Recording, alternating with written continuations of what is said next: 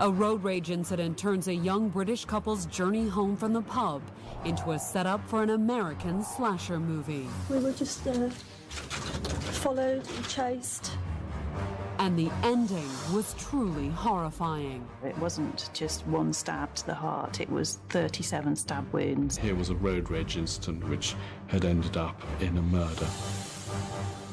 With few clues and no leads, police turned to the grief-stricken survivor, who made a touching appeal for her fiancé's killer. And all I want to say is, please, you're the driver of the car, just come forward. The campaign the police launched was huge, and seemed they were drawing a blank. Nothing or no one seemed to fit. But when the pieces of the puzzle finally started falling into place, investigators began to wonder just whose rage had left a young man dead on the roadside or pulling up outside their home in the suburbs of Birmingham, England. Maureen assumed it was her son Lee. I heard a car pull up outside, and at first I thought, oh, here we go again. The 25-year-old frequently came back to his parents' house after fights with his fiancée. The couple were often splitting up. Lee would often leave and come back again, and it was quite a regular pattern. But the car outside wasn't Lee's. I woke my husband and I said, there's a police car outside, and basically they asked if we were the parents of Lee Harvey, and just somebody was screaming, and it's obviously me. The police told the Harveys that Lee and his fiancée Tracy Andrews had been assaulted as they drove home from the local pub. Only it was no ordinary assault, according to what Tracy had told detectives at the scene. They said that there'd been a road rage. You have this good-looking young lady driving home with her fiancé, and somebody races him down the road, pulls in front of him and stabs him. It was a mother's worst fear come true. I said, but he's not dead, he's not dead. And the lady policeman, she just put her arms around her, and that was the answer. Tracy had also been injured, but not critically. They said, oh, she has got injuries and like that she's been treated in hospital. And that's when Lee's dad asked a question, one the police were still trying to answer themselves. Why would somebody stab Lee and leave her alive as a witness? When Tracy Andrews and Lee Harvey met in a Birmingham nightclub in October 1994, the attraction was instantaneous. She was young and glamorous, and Lee was also young and glamorous. But the connection between the 26-year-old barmaid and the 24-year-old bus conductor was more than just a casual hookup. Straight in, they were madly in love, wouldn't leave each other alone, and obviously it was the sex. And, and it was like they couldn't get enough of each other. Tracy hit it off with Lee's mom, Maureen, right away. Within 20 minutes of meeting her, I thought, what a lovely-looking girl. Maureen also sensed something else beneath Tracy's lovely looks. She was very insecure about herself, and I couldn't understand why. But then she went on to tell me her life story. When Tracy was about 8, her father just literally got up and walked out the door, never to return. Her mother had later remarried, and while she got along with her stepfather, Tracy told Maureen she had never gotten over her father's betrayal. It obviously scarred her, and she was very hurt. She wasn't, however, afraid of commitment. She wanted to settle down and get married and have a family. And that made Tracy, in Maureen's initial opinion, a good match for her son. He'd got no ambition of being something special. He just wanted to be a father and a husband and have a family life. Within weeks, Lee was spending most of his time at Tracy's flat in Alvechurch, a village just outside of Birmingham. Within months, he was spending all of his time there. It moves in quite quickly with Tracy. It was a matter of a few months. However, settling down didn't dampen Lee and Tracy's intense relationship. It was fiery, certainly passionate, but, sometimes that passion would spill into, maybe unpleasantness. According to Lee's mother, Maureen, the unpleasantness started when Tracy's passion for Lee turned possessive. She was very demanding. She wanted to know everything about where he was, and she'd want to know every detail of his day. Lee could be just as jealous of Tracy, often accusing her of flirting with other men. There was a lot of jealousy on both sides. They had very heated arguments. There were episodes where the police were sent for at the house or the flat where they were living together. More often than not, the fights ended with Lee packing up and moving back to his parents' house, a development that suited his mother just fine. His personality, I could see it changing, which I didn't like, and I did warn him, and I phoned her, and I told her that I wasn't happy the way she was changing my son. Lee could never stay away from Tracy for long, though. They had their ups and downs, lots of breakups, lots of screaming and shouting, and then lots of passionate making up. Then in May of 1995, after 7 months of angry breakups and passionate reconciliations, Lee attempted to put their volatile relationship on a more permanent footing. He proposed to her and gave the ring. He popped the ring on a finger. Tracy said yes, but it soon became clear that an engagement ring hadn't changed much about Tracy and Lee's routine. They kept saying, oh yes, we're going to get married, and then they'd have a very violent row, split up, and then they'd be back together again. I warned her and him about it, and I said, you're heading for disaster. By August 1996, the couple had been engaged off and on for over a year, with no wedding in sight. Then Tracy made an announcement that seemed to change everything. She's come in and she said that she was expecting, and that they were thrilled and whatever, and I'm thinking, oh dear, that's it now then, if there's a baby on the way. But barely a week had passed before Lee was back at his parents' house after yet another fight with Tracy. The separation was as short-lived as always, only it wasn't passion that brought Lee and Tracy back together this time. She was shopping and she come down some steps and she fell, and that's when she had the miscarriage. Tracy told Lee about the miscarriage just days after he'd walked out.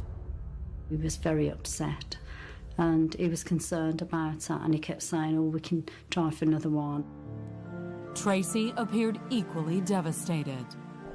That is, until Lee came up with a way to boost both their spirits. He'd paid for a breast enhancement surgery. A month after the loss of the baby, Tracy had new breasts and a new self-confidence. She's come for dinner. The clothes were very low, because obviously she wants to show off her new boobs. And she's got my husband's hand without him not knowing, and she's placed it on her breast and she says, feel that. But it was when she and Lee went out that Tracy's exhibitionism really expressed itself.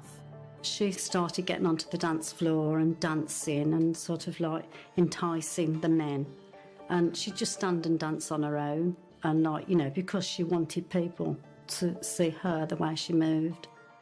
But with Tracy flaunting her new assets everywhere they went, it didn't take long for Lee's jealousy to resurface. Obviously, Lee would get upset about it. What man wouldn't? Doesn't want his girlfriend or the woman he's going to marry performing like that, so it caused problems. But would it also cause a murder?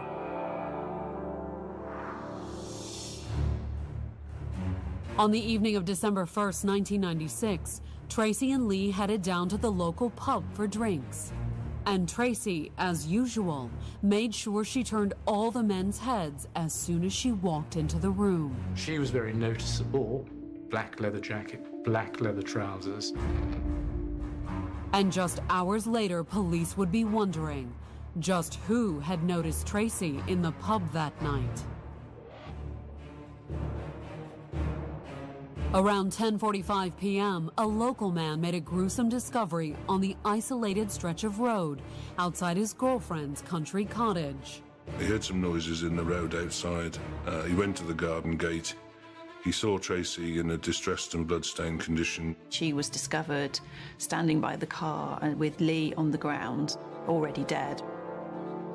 The man took Tracy inside the cottage and called the police. When the first officers arrived, they found Lee's body in the road, lying in a pool of blood. 2 uniformed police constables attended the scene. They could see what it was. Mr. Harvey was already deceased. Tracy was inside the cottage covered in Lee's blood and shaken by what had just happened. However, Tracy did manage to tell the officers that shortly after she and Lee left the pub, a car with 2 men inside had started to follow them. This vehicle allegedly came up behind Lee Harvey's vehicle, flashing its lights, blowing its horn.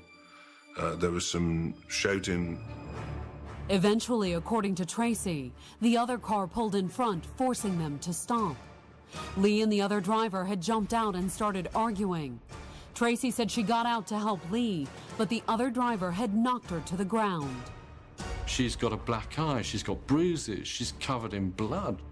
Then Tracy said the passenger of the other car got out and struck Lee several times. She thought they were punches, she said initially. The next thing she knew, the 2 men had taken off, and Lee was on the ground. When she gets to him, she sees how blood-stained he is. She lifts his head up, kneels down, puts it on her lap. Tracy basically holds Lee in her arms while he dies. Coming up. Come forward. In the early morning hours of Monday, December 2nd, 1996, Tracy Andrews sat in a hospital room on the outskirts of Birmingham, England. Just hours earlier, her fiancé Lee Harvey had been stabbed to death on a country road, apparently after an altercation with another driver. Here was a road rage incident which had ended up in a murder. Tracy had also been beaten in the attack. She tries to stop it, but the other guy punches her, and she had bruises and cuts around her face. So when West Mercia Police Detective Brian Russell took her statement that morning in the hospital, he didn't hope for much more information. Normally, all I would do was take a series of notes, bearing in mind that the person is likely to be in shock, is likely to be traumatised. Tracy, however, seemed surprisingly composed for someone who just watched her fiancé die. It was only because she seemed so undisturbed, so settled. I built the statement there and then. Tracy elaborated on what she'd said earlier at the scene. The whole thing started not long after they left the pub. She says Lee started swearing and looking in his mirror and on about the car behind. Tracy described the car as a dark-colored Ford Sierra. This vehicle came alongside the Ford Escort. There was some shouting from the occupants inside, an attempt to pull in front, But she did say the other driver stayed tight on the back bumper of Lee's, racing his engine and blowing the horn. They were chased for about 3 miles through country lanes. The chase Tracy described had been so frantic that Lee had even missed the turn that led to her apartment. Lee Harvey had overshot the lane, reversed, and then done a left-hand turn. Moments later, according to Tracy, the chase was over. Eventually, the Ford Sierra gets in front and forces Lee off the road. They ended up stopping in this quiet lane, and the 2 occupants of the car got out, and the passenger, who was, according to Tracy, a fat man with staring eyes, stabbed Lee. And then they got in the car and drove off. The police immediately issued an APB on both the car and the mysterious man. Meanwhile, detectives also scoured the crime scene for clues. When it became light, we planned search areas and that sort of thing for the possible weapon. That afternoon, however, the search had turned up no car, no suspect, no murder weapon, and no witnesses. It was important to check everything that she was saying, but we bottomed out, as they call it. So the police decided to try a different tack. They wanted Tracy to do a press conference. It's all very well someone like me going on and saying, ladies and gentlemen, can you help? But quite clearly when someone sees the situation, they're more inclined to think, oh, well, I do know this, so I will give it a ring. The next day, Tuesday morning, before the press conference, Detective Inspector Brian Russell took Tracy out to retrace the route she and Lee had taken home, starting at the pub. I was making notes of what she said. Turn left here, turn right here. This is where the car came in behind us. This is where they overtook us. By the time they got back to the police station, the media was already waiting. Well, it's pandemonium, you know, that every member of the media was there and sort of clamouring to get near her. The fact she's blonde, you know, she was in her early 20s. I suppose these were all factors which made it appealing for the press. For the British press, Tracy was more than just a witness or victim. She was the tragic star in a tale the headlines had already dubbed the road rage murder. Road rage was all the vogue at the time. The spotlight was so intense that even Tracy, who thrived on attention in the pub, started having second thoughts. She said, I can't do it. And I said, you are the only witness that was there. I said, no, basically, we need your help and we need to get to the bottom of this. Tracy finally agreed. With cameras flashing all around her, she told the press what she had told the police the day before. She was covered in bruises, she had stitches above her eye. She looked like she'd really been beaten up. We were just followed and chased along the lanes. It was a case of both Lee and the other person were like playing cat and mouse with each other. She ended with an appeal for the driver of the car to come forward. Whoever this person is that was with you, you obviously know him. But he's ruined my life. And he's ruined the lives of Maureen and Ray. And please, just tell us who he is. She's very tearful and she begs, you know, anyone with evidence to come forward, and it appears an extremely tragic case. She looks like a young lady who's lost the man she was going to marry. Within 24 hours of Tracy's public appeal, West Mercia police were flooded with calls from all over England. There were people coming forward saying, I saw this car, I saw that car, I saw this individual. One by one, every lead was investigated, and every one led to a dead end. It seemed they were drawing a blank. Nothing or no one seemed to fit. On Wednesday morning, Detective Russell paid Tracy a visit at her mom's house. She'd been staying there since the night of the attack. It would have been as my role as their contact, the family's contact with the investigation, making sure that she was okay, seeing how she was in terms of trying to get more information from her. Tracy's mom met him at the door and took him back to Tracy's room. When she didn't answer his knock, Detective Russell went in and found her half-conscious on the bed. He immediately called for an ambulance. I was concerned that she had taken an overdose. He was right.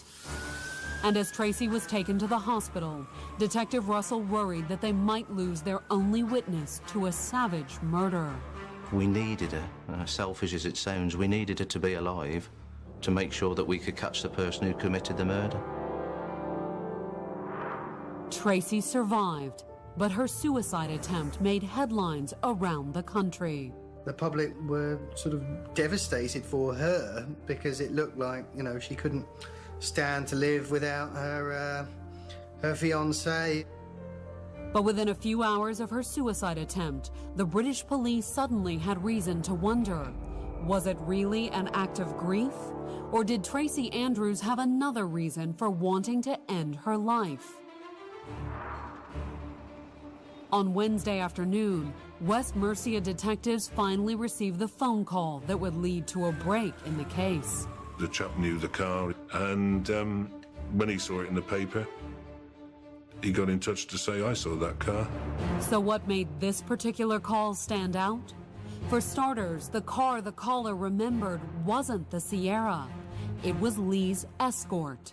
He was quite a bit of an aficionado on Ford Escort, strangely enough.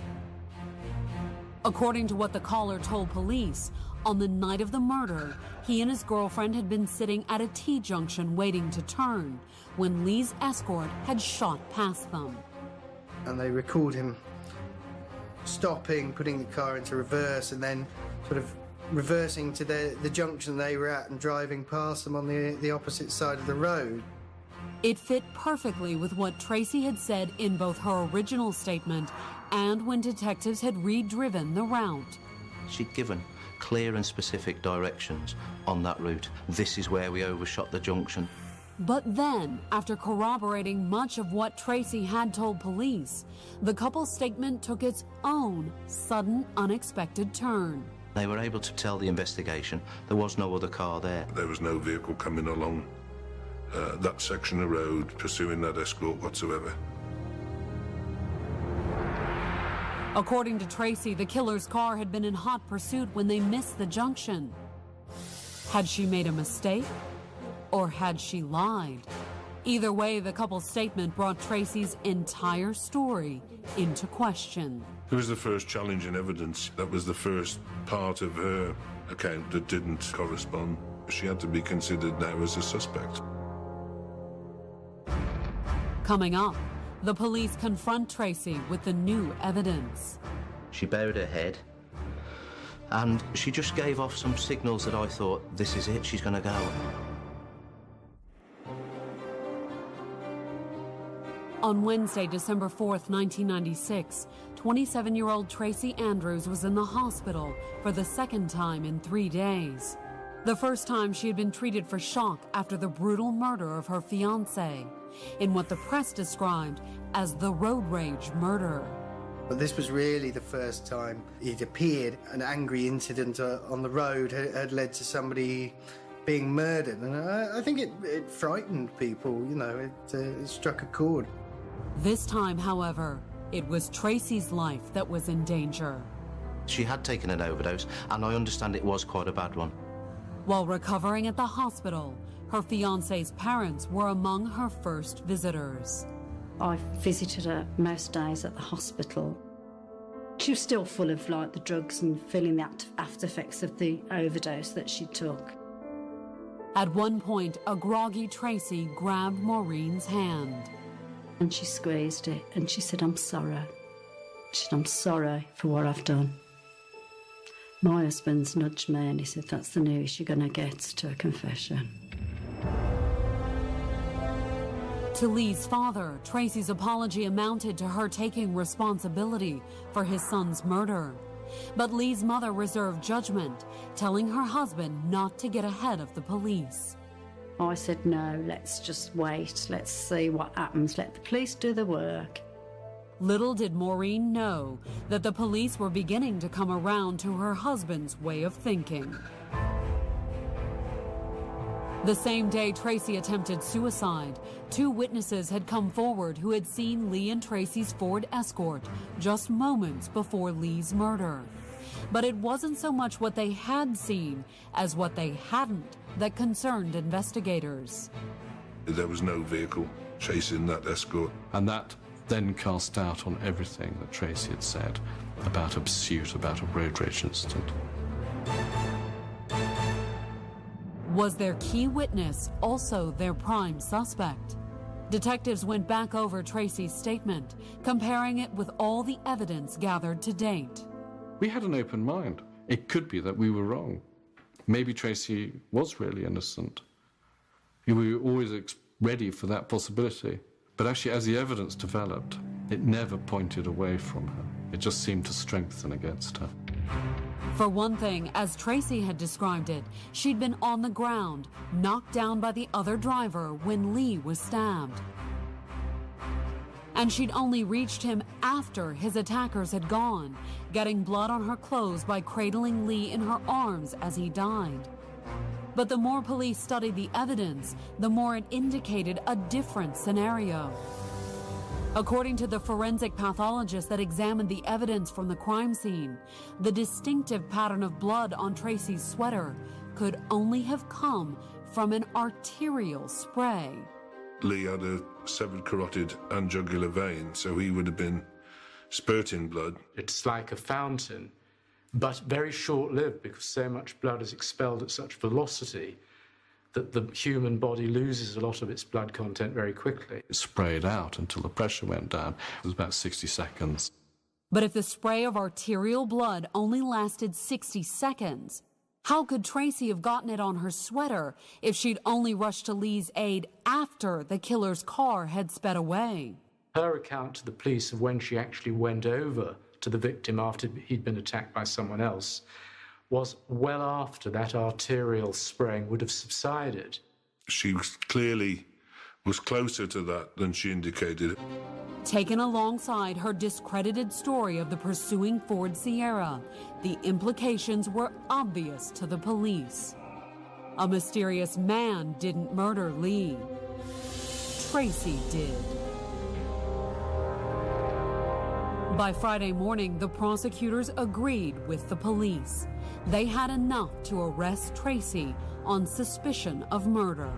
You rely on your witnesses, you rely on your forensic investigation, you rely on your timings. Once that picture was starting to be built, she didn't have much of an escape route, really, and it was all closing in around her. But one thing was missing: the murder weapon. Along with wounds from a blade, the autopsy had also revealed small double pricks in Lee's skin. What's the sort of weapon that can both have a blade and have scissor points? Police suspected he'd been stabbed with a Swiss Army knife. We did extensive searching for the weapon, covered ground on both sides of the road for quite an extensive area. A lot of rubbish was recovered, but never recovered the murder weapon. Would the missing murder weapon prove fatal to the prosecutor's case? And we had to have an explanation. How did she get rid of it? Detectives pored over the forensic evidence, hoping to discover how Tracy had ditched the knife. But would they find it in time for trial? The police appeared confident. Detective Superintendent Johnston made the decision that she would be arrested on suspicion of the murder.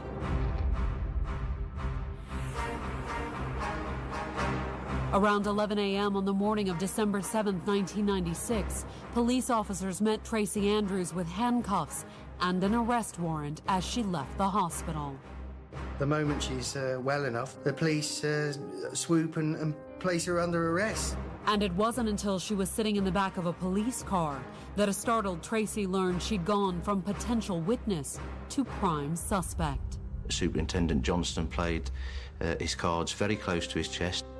And as Tracy was transported to the police station, Superintendent Johnston called on Lee's parents and informed them of the arrest. The jigsaw was coming together, and it was horrible. It was still horrible thinking that Lee had died at her hands.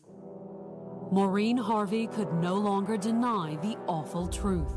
But would Tracy? The detectives were hopeful that once confronted with the evidence against her, she would own up to the murder. I wanted to go back to Ian Johnston and say, she's coughed it, boss. Chances of a confession didn't look good. She had 2 solicitors present during the interview, 2 defence lawyers sort of thing. Well, that's almost unheard of in British interviews. Not that Tracy's tag team of attorneys allowed for much of an actual interview. If the male solicitor didn't interrupt during the questioning, then the female solicitor did. And it made it very, very difficult. Even when Tracy did get a word in, she didn't make the detective's job any easier. She didn't actually say anything really when confronted. Not that the detectives didn't try. She was challenged regarding the accuracy and the truth of her account. And clearly the suggestion put to her that she was the person who stabbed him. Tracy's story didn't change, even when detectives informed her they had a witness who'd seen Lee's car, but not the mysterious Ford Sierra that had supposedly pursued them. Her story stayed the same even when confronted. It stayed the same. Finally, one of the other detectives sitting in on the interrogation said something that seemed to get through. He just sort of made a comment about, this isn't going to go away, Tracy. She bowed her head, and she just gave off some signals that I thought, this is it, she's going to go. Tracy asked to speak to her lawyer alone. They consulted for 45 minutes before calling the detectives back into the interview room. I was quite sort of excited, you know, there was an air of expectation. Detectives sat down, prepared to take a full statement. And they got one, just not the one they were hoping for. She said, basically, I'm not going to tell you anything else. I'm sticking to my story. I'm sticking to the answers I've given you. Coming up, when the case goes to trial, a shocking courtroom revelation leads to a showdown. She turned on me and she pointed and she went, I want her out. I want her out of here now. On July 1st, 1997, 27-year-old Tracy Andrews walked into the Birmingham Crown Court, flanked by her mother and stepfather.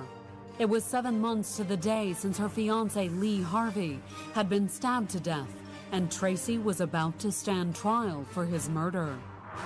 Since the night of Lee's death, Tracy had maintained that her boyfriend had been killed in a random act of road rage. Prosecutor David Krigman conceded that Tracy's version of events was true, in a way. Lee's death was the result of rage, but the rage had been Tracy's. And it had been touched off by the same altercation that had left her bruised and battered on the night of December 1st, 1996. Clearly something took place between them two in the vehicle, and he may well have lashed out and struck her with the back of his hand or that sort of thing. Krigman claimed that the evidence would show that Tracy had struck back, but not with her fists. It wasn't just one stab to the heart, it was 37 stab wounds. The pathologist described the attack as frenzied because of the number of wounds and the location.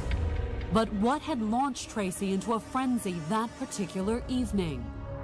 For an answer, the prosecution called several neighbors who testified to overhearing a loud argument between the couple hours before Lee was killed.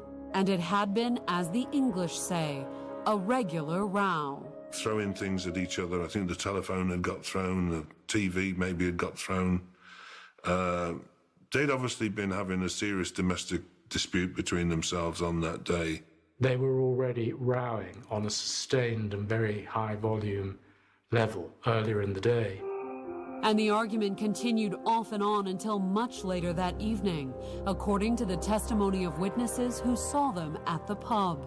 For whatever reason, they'd gone out for a drink, and that clearly hadn't made the situation any better. They sit in the pub and barely said a word to each other, and fellow drinkers could tell that all was not happy in the Tracy and Lee camp. Next, prosecutors called the couple who had seen Lee's escort moments before the murder. They never saw another car. So far, the evidence showed that only Tracy had motive and opportunity to kill Lee that night. But what about the means? If Tracy had stabbed Lee, why hadn't police found the murder weapon at the crime scene? The knife had disappeared. It had completely evaporated into the ether. Just before the trial, we're still racking our brains about how did she get rid of the murder weapon?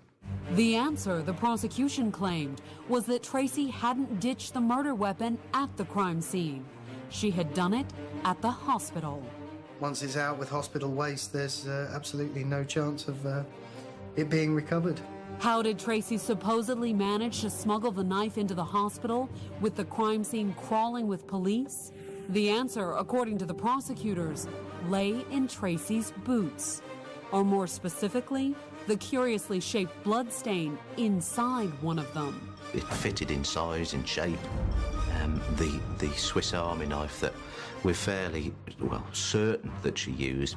That young woman sat in the kitchen of one of the key witnesses after the event, sat with the police, sat in the hospital, sat with her family, sat with the nursing staff, with the murder weapon still on her.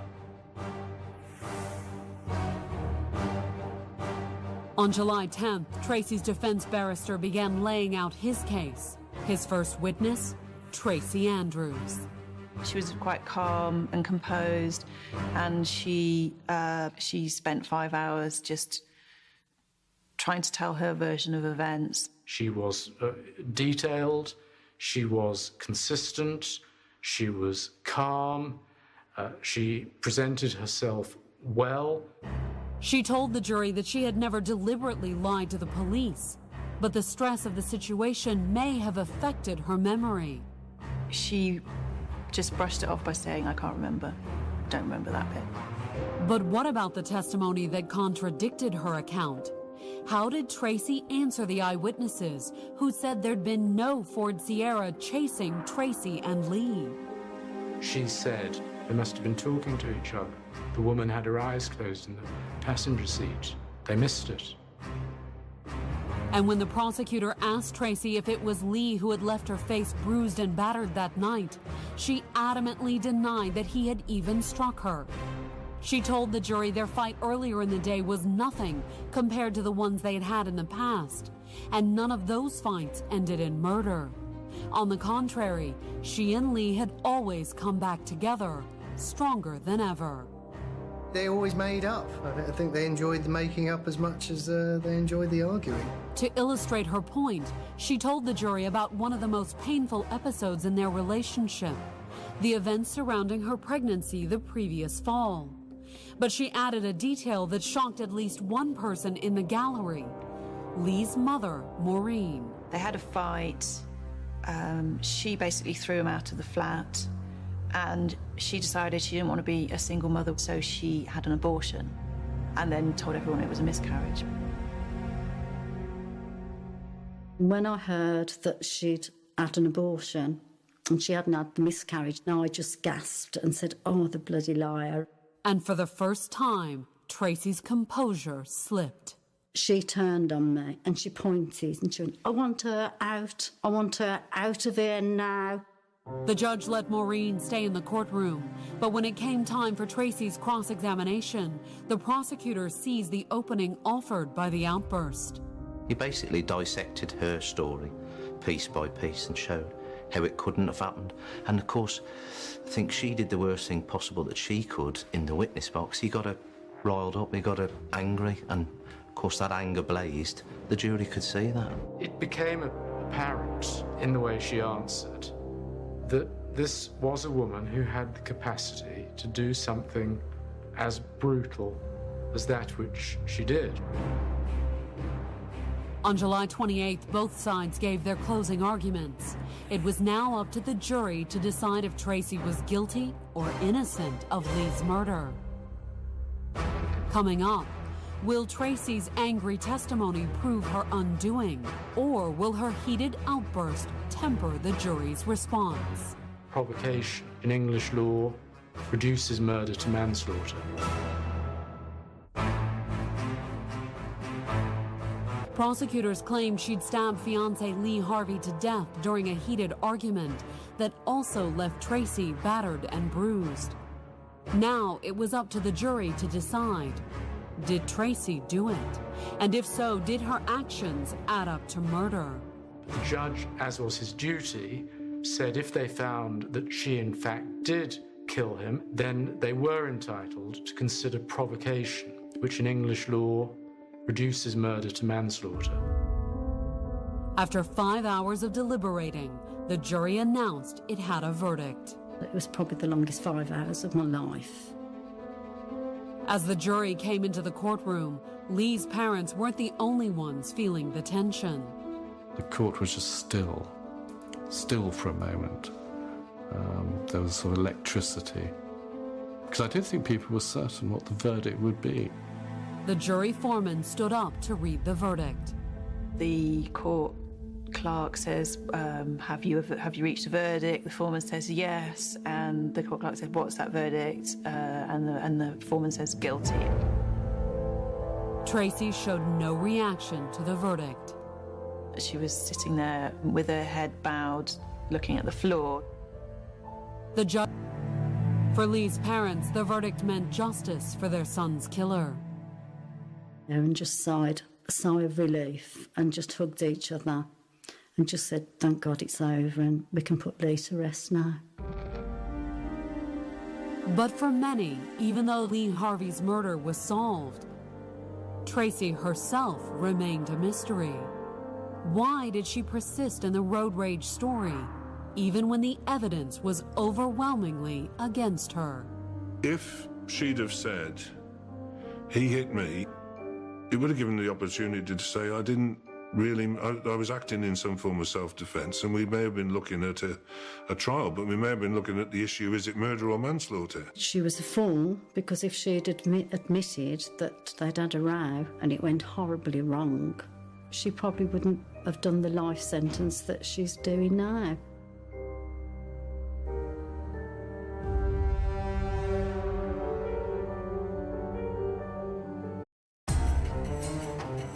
It began as a weekend fling with an old flame.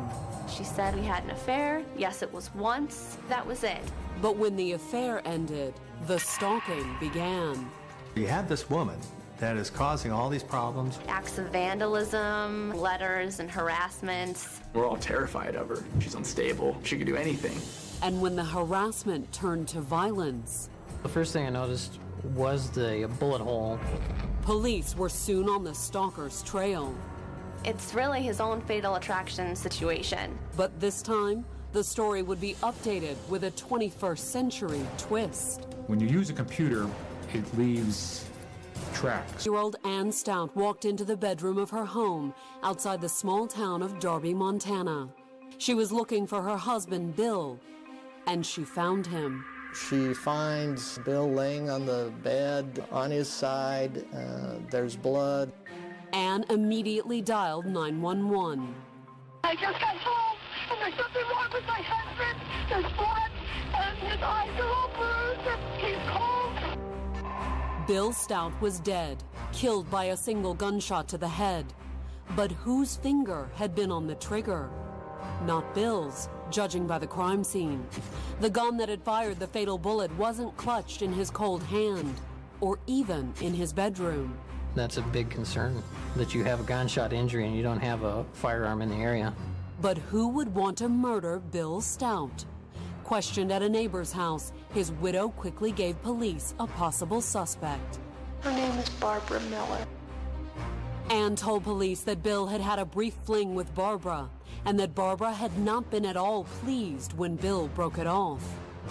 Anne claimed Barbara Miller had been sending emails, unsolicited, threatening emails to Anne and Anne's children.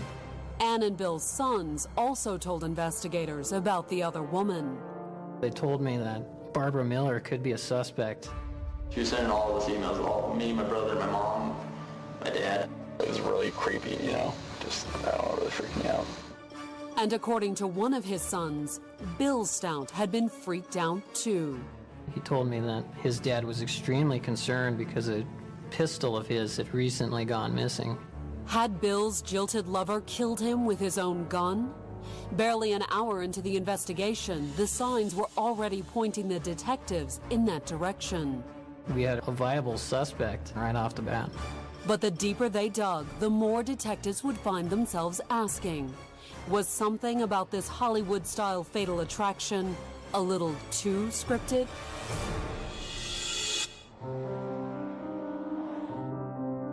"20-year-old single mom Ann Busane first caught Bill Stout's eye when she took his breakfast order at a Prunedale, California cafe in the early 1980s. I think he was really impressed with Anna because she's really outgoing, very witty, you know, she always has a laugh for you. In July of 1985, the hard-working builder took on 2 new jobs, husband and father to Ann's 3-year-old son, Ben. Bill not only loved my sister and took her in, but also took Ben as his own child. The family continued to grow. Ann gave birth to son Noah in 1988 and Matthew 2 years later. In 1995, Bill decided to relocate the family to Montana. Bill was just in the thought of, hey, that'd be great if I could just, get away from this crazy California life, get up there in the wild, live out in the middle of nowhere. The family bought 20 acres outside the small town of Darby and started building their dream home, complete with horses in the pasture and a Harley in the garage. Bill was your stereotypical Western Montana man, tough, worked with his hands. My dad liked to hunt. Definitely in the summers we'd go fishing sometimes. Anne, meanwhile, made sure her sons excelled in school. She knew all my teachers, knew all my friends. The Stouts seemed to have it all. 3 growing boys, a picturesque home, and a loving marriage. They were in love. It was embarrassing to me that my parents would be touchy-feely. But just after New Year's in 2000, the family's happiness was shattered by the death of Anne's eldest son, Ben. He had committed suicide after he finished his first semester of college at the University of Montana. Anne and Bill seemed helpless to comfort each other. They grieved in different ways. Bill didn't talk about it, and Anna needed to talk about it. She had to undergo counseling and she had medication. The combination of counseling, medication, and time eventually dulled Anne's pain. But the tragedy took a tremendous toll on Anne and Bill's marriage. After that year, there was, a lot more sniping going on. I think everyone's always looking for someone to blame. It created maybe a lack of communication between the two of them. And in May of 2005, Anne discovered just how serious the lack of communication in her marriage had become. She gets a phone call from a woman who doesn't identify herself, but advises Anne that Bill is having an affair. She had confronted him. At first, he denied it. After a while, I guess he did admit it. It had all begun barely a month before, when Bill traveled to Arkansas to attend an old friend's wedding alone. At the wedding, Bill had been reunited with another guest, a woman named Barbara Miller. She was a romantic interest in Bill's youth. I believe they were in high school, maybe a first love. I had not seen him since I broke up with him, 30-some years prior. Bill and Barbara had spent the whole weekend getting reacquainted. They spend the weekend together in his motel room. We talked about how we missed each other and we wished that things had been different and regrets, but that we couldn't go back, but we could start fresh. But what about his wife? Bill had told Barbara that his marriage had been in trouble for years. He did say that they were separated. I was led to believe that he'd already talked to a lawyer. After Bill returned to Montana, he and Barbara had kept in touch. Bill had given her an address for a post office box in Hamilton that Ann Stout knew nothing about. They had even made plans for a romantic getaway at the end of May. Bill and I had planned a trip for me to come up there to Montana. He sent me some tickets, and I was going to go on a vacation there. But when Anne confronted Bill about the affair, he agreed to end it. He said he would no longer see her again. Bill canceled Barbara's plane tickets. Then he sent her an email ending the month-long relationship. It was just very blunt, just, like a Dear John letter, if you will. Just, I made a mistake. As far as Bill was concerned, the affair was over. But would Barbara agree? Her initial response to Bill's email certainly didn't sound like it. I thought, I'll show you. So I emailed him and I said, think again. I'm gonna be there. More emails and letters followed. He starts receiving letters threatening to come to Montana and accuse him and pull out this affair in public. Bill's friends and family also started receiving strange emails from someone calling themselves Freak of Arc. I had received an email. It had said that Bill was keeping secrets and Ann will be out of the picture soon. I showed it to Bill, and he just shook his head. He said, Mark, this is a crazy woman. But was Barbara crazy enough to follow through on her threat to come to Montana? His wife had received some calls from Barbara, or a person that she believed was Barbara. The calls came from a local Hamilton, Montana phone number. He becomes nervous and anxious and worried. Anne did more than worry. She contacted Barbara's employer about the harassment. She had complained that I was using my work computer to contact her family and threaten them. Barbara denied the accusation, and when the threatening emails continued to arrive from Freak of Arc, Bill Stout went to the Ravalli County Sheriff on August 12, 2005. He made a report to me about some possible stalking activity from an ex-girlfriend, Barbara Miller. Bill would soon have even more to report. Early the next morning, he discovered his truck had been vandalized in the driveway. I could hear my parents yelling about it, and my mom saying, "Put the gun away." That's how frightened my dad was. There's a 911 call. My car just got egged. I filed a complaint against somebody today, and they just egged my truck. He believed that Barbara Miller was responsible for that. The deputies responded, and they were not able to find anyone in the area. Sheriff's deputies wrote up a report, but the incident wasn't enough to trigger a full-blown investigation. Still, over the next year, the emails, phone calls, and the occasional act of vandalism continued off and on. There's really this paranoia in the house. We're under the impression that she's unstable, that she could do anything. In spite of the frightening fallout from the affair, Anne and Bill seemed determined to get their marriage back on track. We were in Montana a year after the affair, and it was a great time, and I felt they made it. They made it back. They're happy again, and they were. But their happiness wasn't destined to last long. On Saturday, June 9, 2007, Anne and Bill Stout settled in for a quiet evening at home. Anne grilled steaks for Matthew and Bill. Matthew left to hang out with friends at a bonfire after dinner. And with son Noah out of town, Anne and Bill had the house to themselves. She and Bill watch a movie. They then make love.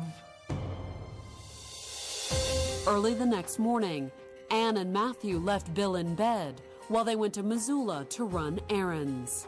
They get back at the house at 4. She and Matthew bring the groceries into the house, and she's yelling around for Bill to come help her.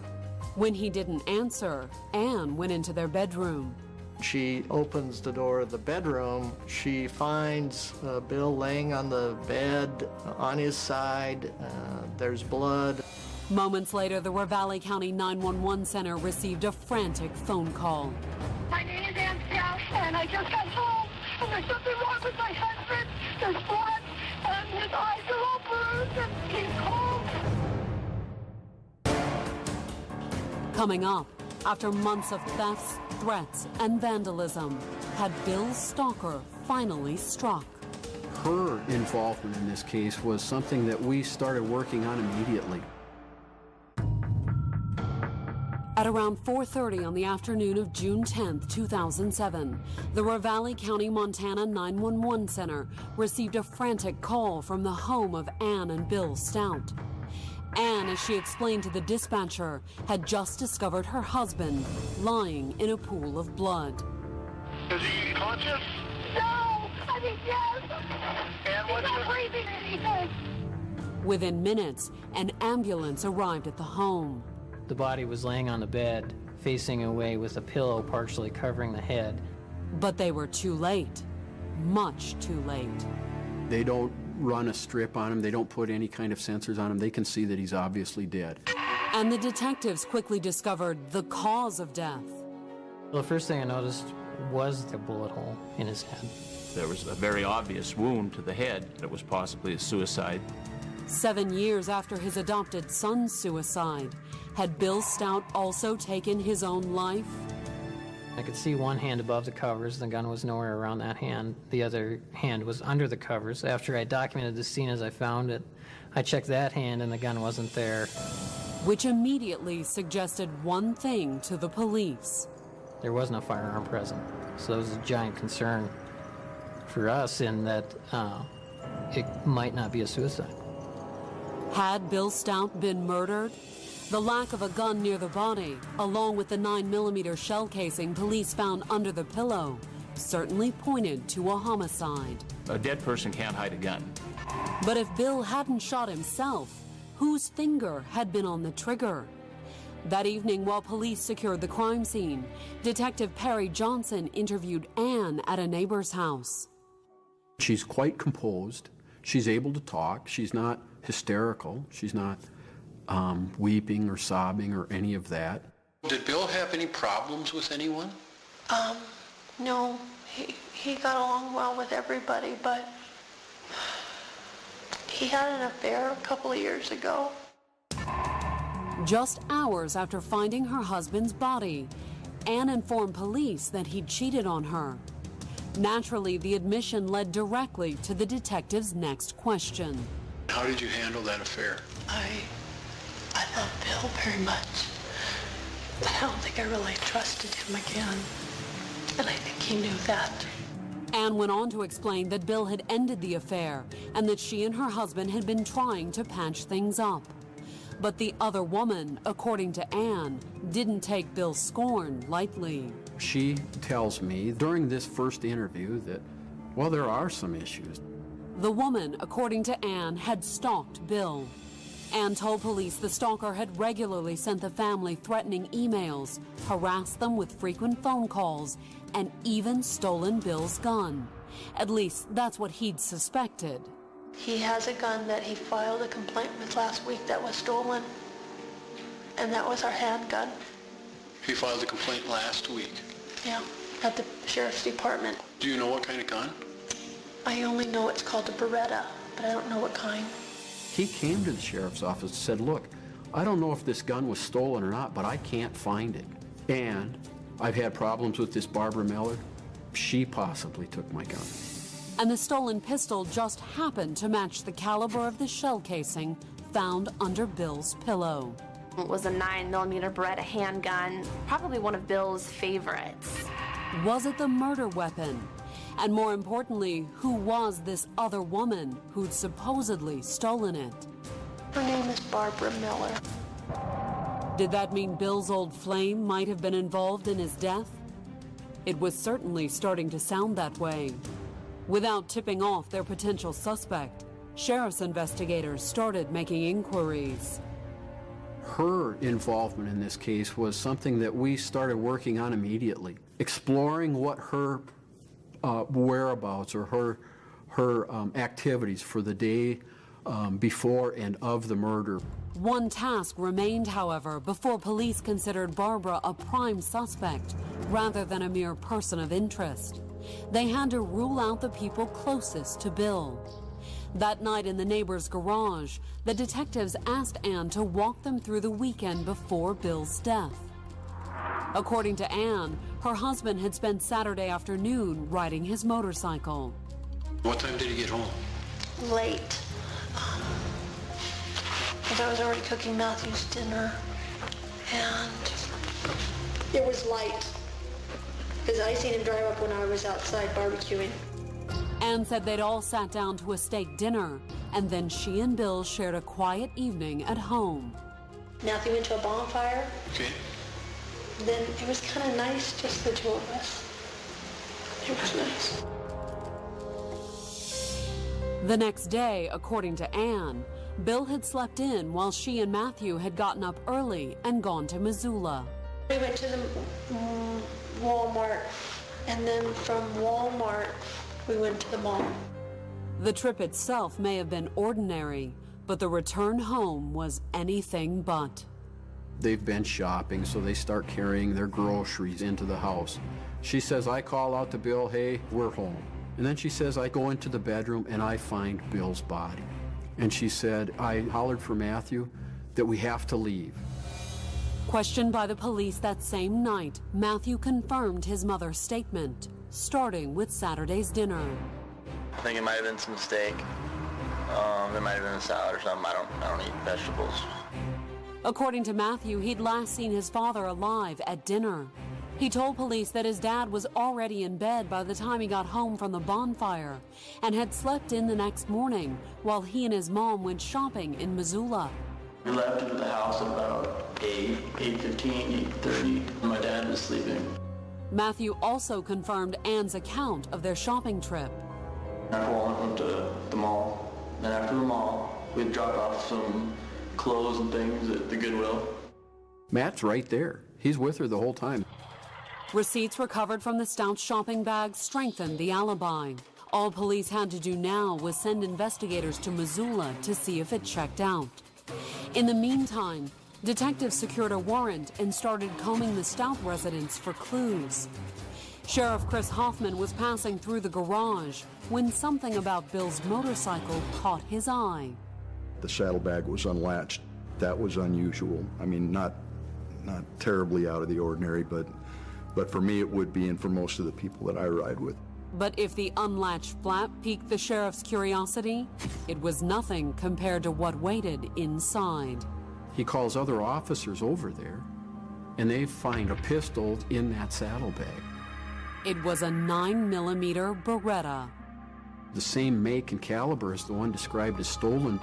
Police suspected it was also the murder weapon.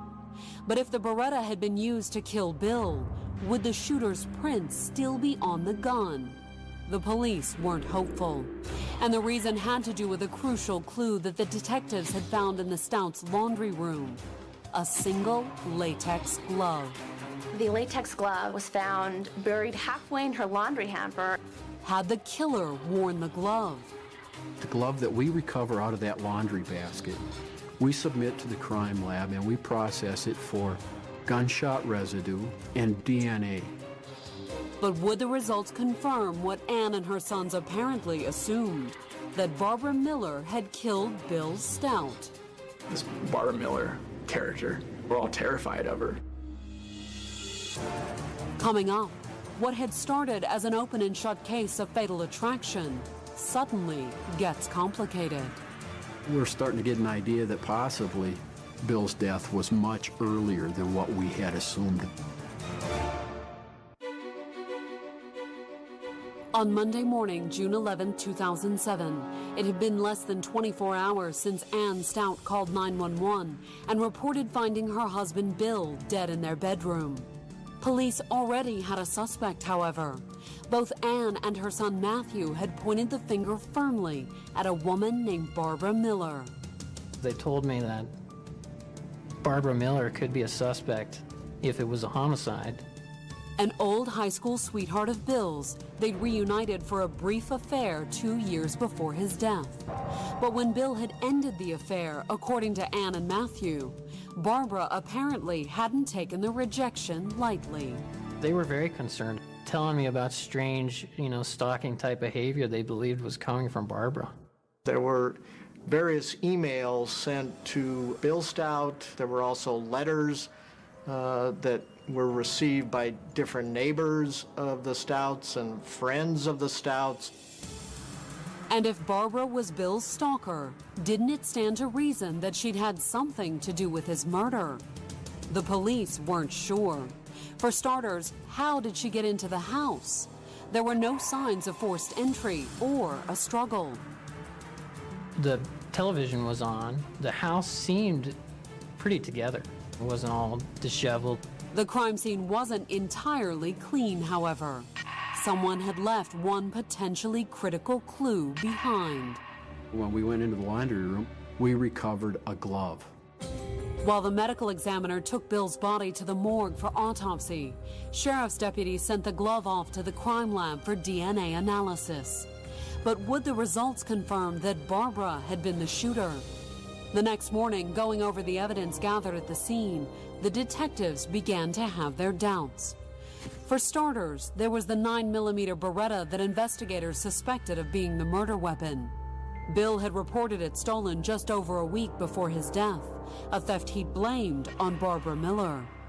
Bill told me that he had had a brief affair with her and that since the affair he's been having continuing trouble with her, and that's why he believes she's the one that was in his house.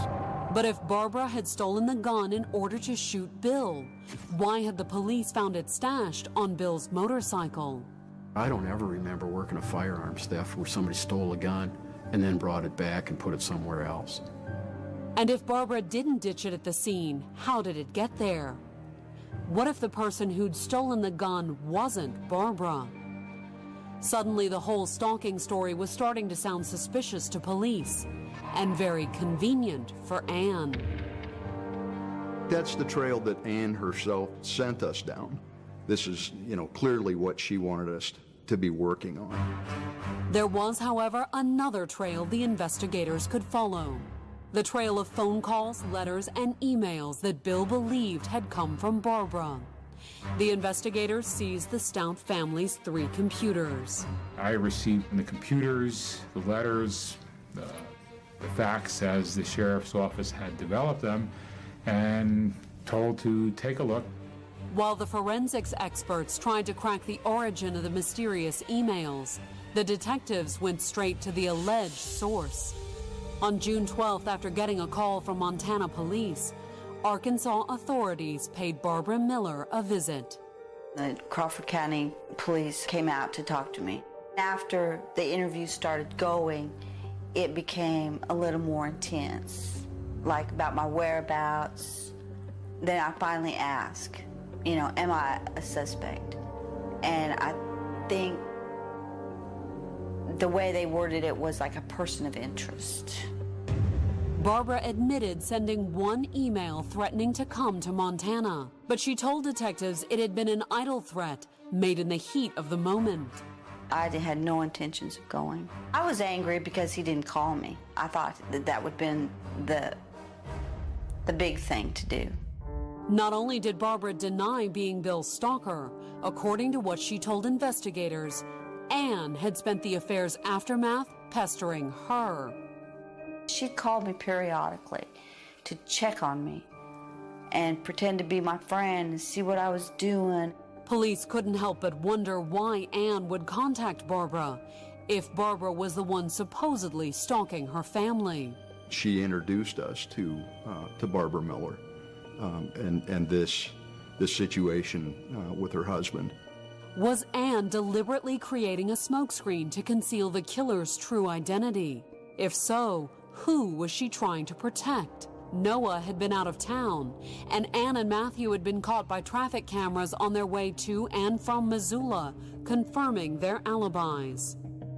So while her behavior toward Barbara Miller was suspicious, how could she be a suspect when she was in Missoula at the time Bill was shot? During the autopsy on June 11th, the medical examiner found the answer in an unexpected place: Bill Stout's stomach. There was steak and broccoli and possibly some potatoes. It was, based on what Matthew Stout had told investigators at the scene, the meal they'd shared on Saturday night. It might have been some steak. There might have been a salad or something. I don't eat vegetables. But if Bill had been killed sometime on Sunday while Ann and Matt were shopping in Missoula, why would Saturday's dinner still be in his stomach? The next day, those items should not be in his stomach at all. So we're starting to get an idea that possibly Bill's death was much earlier than what we had assumed. That's certainly what the medical examiner thought. The steak led him to believe that Bill Stout had died no later than 11 o'clock Saturday night. In other words, he'd been shot right in the middle of the window of time and admitted she'd been alone with Bill. Matthew went to a bonfire. Okay. Then it was kind of nice, just the two of us. Who's got access to Bill? After he eats steak and broccoli, Ann Stout's got access. Ann Stout's the last person, by her own admission, that ever saw Bill alive. Sheriff's investigators asked Ann to come in for a few questions. When she walked into the interrogation room at the Ravalli County Sheriff's Office on Friday, June 15th, she wasn't alone. She came into the interview with an attorney. Did Ann know police considered her a suspect? Detective Johnson did his best to put her at ease. He opened the interview by going back over the details of her earlier statements. Walking her through the dinner she'd shared with Matthew and Bill the night before, he casually brought up the menu. Okay, so there was baked potato, broccoli and steak. Bill, by Ann's own admission, had eaten broccoli for dinner. Of course, Detective Johnson already knew that. He told Ann as much. We've got 2 medical examiners that took a look at this. They told me what Bill had for dinner. And the detective hinted, Bill's last meal wasn't all the medical examiners had been able to tell him. They could determine some things as a result of their examination, and one of them was time of death. What was his time of death? Well, actually, I wish that you would tell me that. Oh, God. I would like to work through this with you. You are asking me a question that I don't have the answer for. Well, actually, I think that I'm asking you a question that you don't want to answer. Oh, gosh. Detective Johnson had just, in so many words, informed Ann that she was the prime suspect in her husband's murder. Next, he pressed for a confession. What actually happened the other night? I don't know what you're asking, or I'm not sure what you want me to respond. Well, here's what I would ask you to respond. I'll tell you that we will, if you want, work our way through all of this. But I'll tell you also that the results of our investigation show that you killed Bill.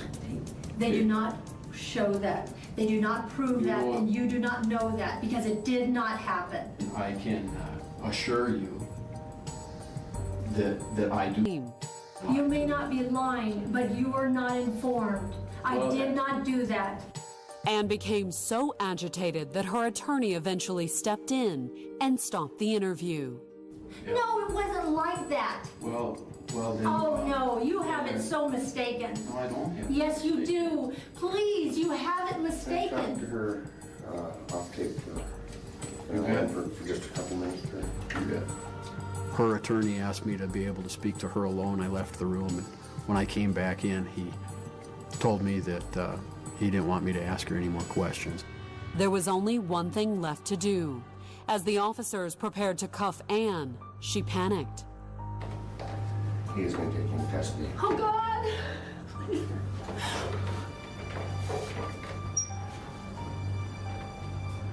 I'm not that tough. Please. I didn't even think I needed an attorney. Please. You have to take me into custody. You know where I'm at. I'll give you my passport. I have it. You can take any physical object. You can release me to somebody's custody. You don't know me. You don't know me. Ann? What? You're under the arrest for the murder of Bill Stout. Coming up, explosive new evidence seems to confirm what Ann maintained all along. The stalker killed Bill. But who was the stalker? I found what seemed to be a smoking gun, which was a simple phrase of, "Welcome, freak of Arc." On June 2nd, 2008, Ann Stout walked into a Ravalli County, Montana courtroom to stand trial for the murder of her husband, Bill. It was 8 days short of a year since she dialed 911 to report finding her husband dead. In the interim, even since her arrest, family and friends had rallied around Ann in support. We all knew in our hearts, there's no way Ann did this. There's no way. I mean, it's not possible. Why wouldn't they believe Ann was innocent? After all, most of Bill's friends had been well aware of the trouble he'd been having with an ex-girlfriend named Barbara Miller. You had this woman that is causing all these problems, sending all these emails, the eggs on the truck, the phone calls. But who exactly was the woman causing all these problems? According to the prosecutor's opening statement, it wasn't Barbara Miller. The prosecutor admitted she'd had an affair with Bill, but she didn't kill him. In fact, according to the prosecution, she didn't even stalk him. And basically stalked and terrorized her own family. It wasn't a single incident. It wasn't limited to him. It involved his sons. His family and friends were aware of it. Bill was humiliated. It was, prosecutors claimed, supposed to be the perfect cover. This was a woman who was playing a victim, but in turn took an honest man's life. To prove Ann murdered Bill, first they had to prove she was his stalker. On June 4th, prosecutors called computer forensics investigator Jimmy Wegg to the stand. Ann Stout claimed that Barbara Miller sent emails, the threatening emails, to the Stout family using an email address of Freak of Ark, meaning, of course, Freak of Arkansas, a Yahoo email account. Agent Wegg had led attempts to trace the origin of those emails. In combing through all of these unused areas or sectors of the system, I found what seemed to be a smoking gun, which was a simple phrase of "Welcome, Freak of Ark," because "Welcome anyone" is the greeting we receive when we log on to our Yahoo account. But did that necessarily mean the Freak of Ark emails were actually from Ann? On cross, Wegg couldn't say. I could not testify as to who was sitting at the keyboard, and that's true in almost every case. But prosecutors could prove who definitely wasn't sitting at that keyboard: Barbara Miller. On June 10th, Barbara took the stand for the prosecution. As the trial progressed, and we keep hearing Barbara Miller, Barbara Miller. She's not what I expected. She's a smaller woman, very nice, soft-spoken. Barbara certainly didn't look capable of murder. And in this case, her appearance couldn't be deceiving. There was no way Barbara could have shot Bill. We were able to absolutely eliminate her as someone that did this. How? The night Bill was murdered in Montana, security cameras recorded Barbara in a Walmart checkout line. An Arkansas Walmart. They brought the videotape. We saw them. Here they are pushing the cart out of Walmart on the night that he was murdered. Barbara told the jury she hadn't spoken to Bill since the affair ended, and she said she'd had good reason to stay away. Not only had Ann been terrorizing her own family, she had also been pestering Barbara. She would just, out of the blue, call me every 3 months. I just didn't know what she wanted. I just didn't know why she was calling me. As Barbara's testimony continued, Ann made no attempt to disguise her emotion. It was as if you could see these dark, rumbling clouds building and building inside of Ann. Had the affair made Ann angry enough to commit murder? The prosecution believed so.